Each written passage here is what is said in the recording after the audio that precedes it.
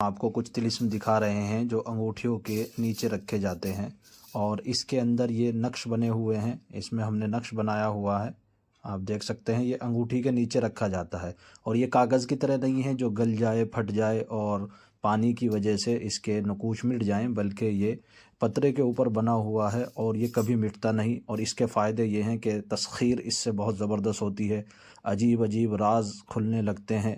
زمین کے اور آسمان کے درمیان بہد کی جو چیزیں ہیں وہ چھپی ہوئی، وہ بندے کے اوپر وقتاً فوقتاً ظاہر ہونے لگتی ہے۔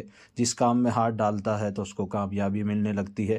لیکن اس کے لکھنے کا ایک خاص وقت ہے، وہ ہم آپ کو اسکرین پر لگا دیتے ہیں۔ دیکھیے یہ فوٹو ہے، اس کے لکھنے کا یہ خاص وقت ہے، اور اس کے بہت سارے فضائل ہیں۔